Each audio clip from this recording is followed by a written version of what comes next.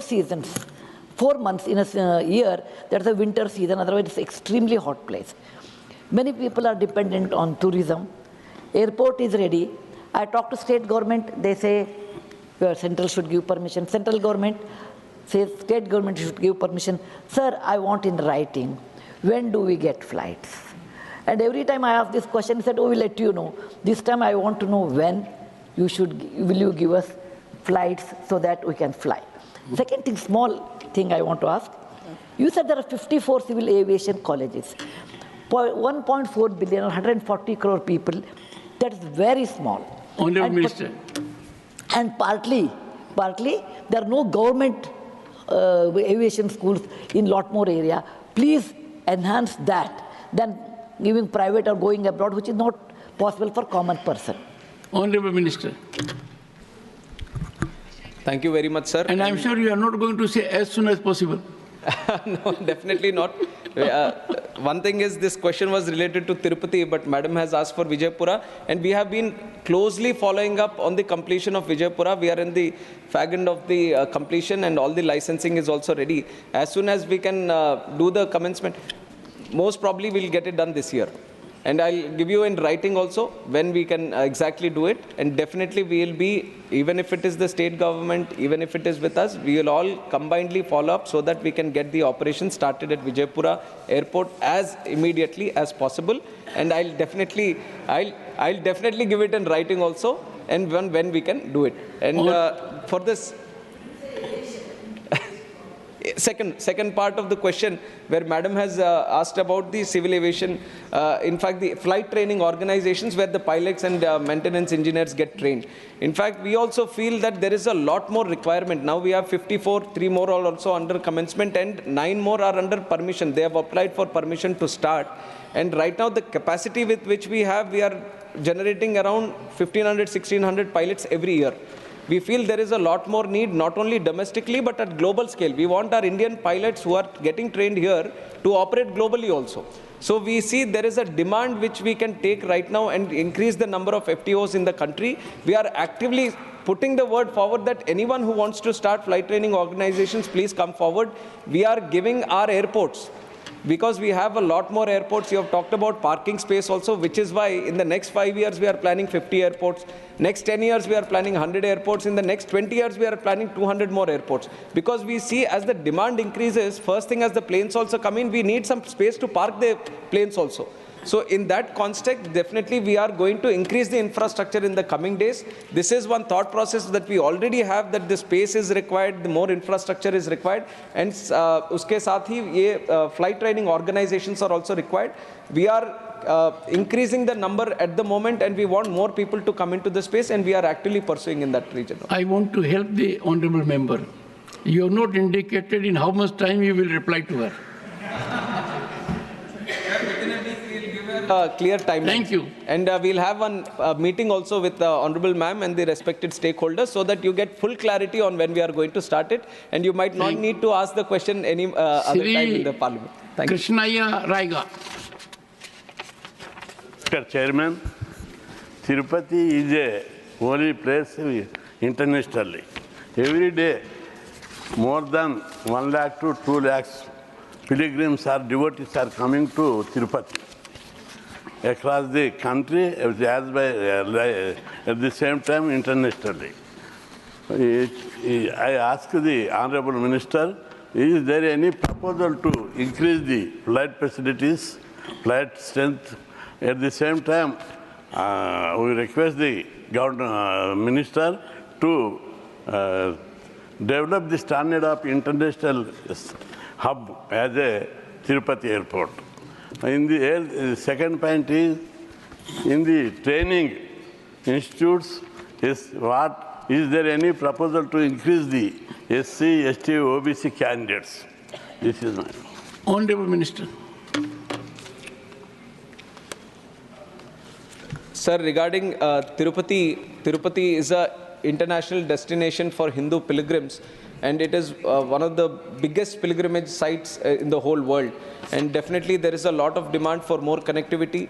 And recently, after I took charge as the minister also, we put special focus on Tirupati airport, and first time we have started direct connectivity from Delhi also after a long time.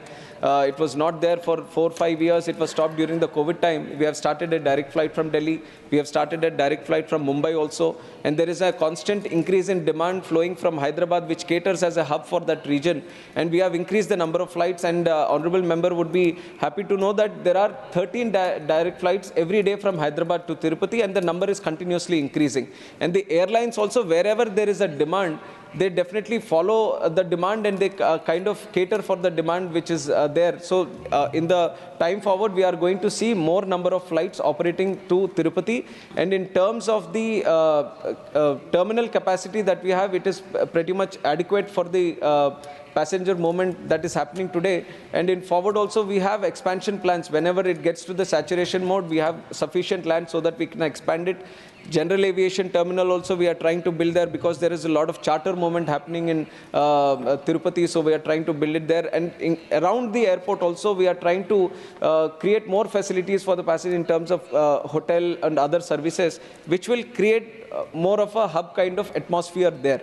And it is also an international airport, so international connectivity also we are speaking with the airlines so that we can see any international connection if we can give to Tirupati, that will be more beneficial for the people there, not just for the pilgrims, but there is a lot of migrant community which works abroad from that region, so that will definitely facilitate for that. So special focus is being put on Tirupati to increase the connectivity. We have already done that in the last 7 months. If you see the increase in passenger capacity which has been traveling from that airport, it gives us an indication that it has steadily increased, and it will increase in the future also, sir.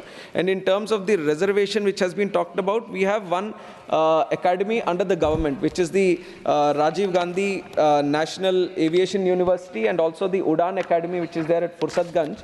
And we follow the Government of India guidelines, and when the admissions happen, the 5% relaxation is also given for SC/STs, and also sufficient number, the quota which is there, sir, it is sufficiently fulfilled by these students. Shri Ayodhya Rami Reddy Allah. Thank you, sir. Considering the Aviation Ministry policy goal of developing India as a global MRO and earlier inspections by Canadian aviation representatives to establish a MRO center at Tirupati Airport, could the Minister provide details on the progress of the same? Honorable Minister. Sir, regarding MROs also, there has been a lot of interest for many foreign players and Indian players also to set up their activity in India. And some of the numbers, sir, we have $2 billion industry for MROs today in the country. And in the next 6 years, we want it to double itself and become a $4 billion industry, where India has the potential to reach it also. And India's MRO market is growing 3 times at what the world's MRO market is growing. And this is all because of the guidance and the vision of our Honorable Prime Minister Narendra Modi ji, who has put special efforts in increasing the MRO network in the country, and which is why all airports are getting demands of setting up small MRO facilities. Likewise, Tirupati also, you have mentioned about one specific player, but there are multiple players who want to set up MRO facilities there. And because the airport is with the Airport Authority of India, we are trying to facilitate as much as possible. But due guidelines and procedures have to be followed before we give the expression of interest for a specific person. So that is in the progress, and we are actively, proactively pursuing so that we can set it up as soon as possible. And it is in the process right now. Question number 10, Srimati Phulo Devi Netam. Not present. Honorable Minister. अध्यक्ष महोदय, smart city mission ये 100 शहरों का देश भर में चयन किया गया था। पहले चरण में राज्य और संघ राज्य सरकारों ने राज्य के अंदर संबंधित स्मार्ट सिटीज़ को सूचीबद्ध किया। राज्य संघ राज्य क्षेत्रों के पहले चरण में सफल होने वाले शहरों को राष्ट्रीय प्रतियोगिता के माध्यम से और उनका चयन किया गया। एससीएम के तहत छत्तीसगढ़ राज्य के 3 शहर अर्थात अटल नगर, बिलासपुर, रायपुर, इनका चयन किया गया है। रायपुर का चयन फास्ट ट्रैक शहरों में किया गया था, जबकि बिलासपुर और अटल नगर का चयन प्रक्रिया के राउंड 3 में किया गया था। छत्तीसगढ़ राज्य सहित चयनित शहरों का राज्यवार विवरण ये इस प्रकार से दिया गया है कि उसमें बेघर परिवारों की संख्या 412 और 632 है। इसके अलावा बिलासपुर और रायपुर, अटल नगर सहित झुग्गी झोपड़ियों के रहने वाली संख्या ये 26,552 और 86,003 है। Sri Ayodhya Rami Reddy Allah. Sir, you must have asked today maximum number of supplementaries. Sir, in the last 5 years, While this is the first time I got some opportunity to ask this sort of questions. Thank you for that. But let me tell you, for me it's great pain. Because question hour is an occasion, particularly for the opposition, Yeah. to enforce accountability of the government by incisively asking certain questions. Their absence is very painful. Very right, sir. Because this is the first day when we march into the last quarter of the century of adoption of our Constitution. When I have made an appeal by way of observations that we should optimally contribute for development of the nation, rising above partisan interests. But in a sense, you are beneficiary. Please go ahead. Sir, thank you.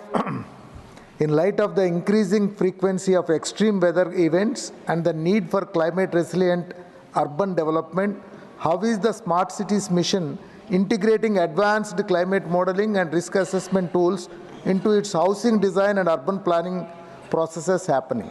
Thank you, sir. Honorable Minister. जहाँ तक smart city के mission के अंतर्गत slum और झुग्गी झोपड़ी के मकानों की प्रावधान जो किया गया था उसके अंदर ये विषय किया गया है, लेकिन जो सदस्य महोदय का प्रश्न है वो पीएम आवास योजना के अंतर्गत है।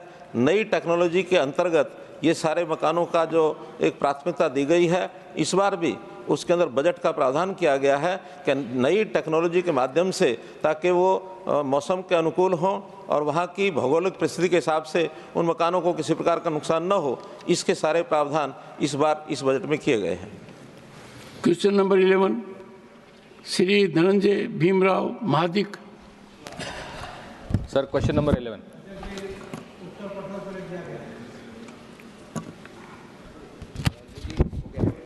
Question hour over. Honorable Member Srimati Kiran Chaudhary to move that an address be presented to the President in the following terms: that the members of the Rajya Sabha assembled in this session are deeply grateful to the President for the address which she has been pleased to deliver to both houses of Parliament assembled together on January 31, 2025. Srimati Kiran Chaudhary to make her speech in support of the motion.